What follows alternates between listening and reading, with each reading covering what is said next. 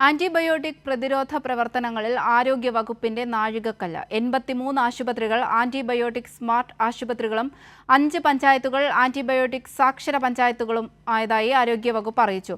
സംസ്ഥാനത്തെ എല്ലാ ആശുപത്രികളും എല്ലാ തദ്ദേശ സ്വയംഭരണ സ്ഥാപനങ്ങളും സമയബന്ധിതമായി ആന്റിബയോട്ടിക് സ്മാർട്ട് ആക്കുക എന്നതാണ് സർക്കാർ ലക്ഷ്യമെന്ന് മന്ത്രി വീണ ജോർജ് പറഞ്ഞു. ലോകത്താദ്യമായി ആന്റിബയോട്ടിക് സ്മാർട്ട് ആശുപത്രികൾ, ആന്റിബയോട്ടിക് സാക്ഷര തദ്ദേശ സ്വയംഭരണ സ്ഥാപനങ്ങൾ എന്ന ആശയങ്ങൾ Kerala antimicrobial resident strategic action പ്ലാനിന്റെ ഭാഗമായി രൂപീകരിച്ചിരുന്നു. ഇതിന്റെ അടിസ്ഥാനത്തിലാണ് ആന്റിബയോട്ടിക് സ്മാർട്ട് ആശുപത്രികൾക്കും ആന്റിബയോട്ടിക് സാക്ഷര പഞ്ചായത്തുകൾക്കും രൂപം നൽകിയത്. വൺ ഹെൽത്ത് എന്ന ആശയത്തിൽ നിന്നാണ് സാക്ഷര പഞ്ചായത്തുകൾ സംസ്ഥാനം മുന്നോട്ട് വച്ചത്.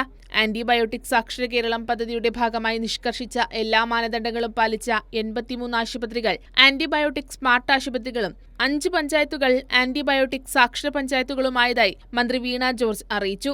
ഇതിൽ പ്രാഥമിക തലത്തിലുള്ള 73 ആശുപത്രികളും ദ്വിതീയ തലത്തിലുള്ള 4 ആശുപത്രികളും തൃതീയ തലത്തിലുള്ള 1 ആശുപത്രിയും ഉൾപ്പെടുന്നുണ്ട്.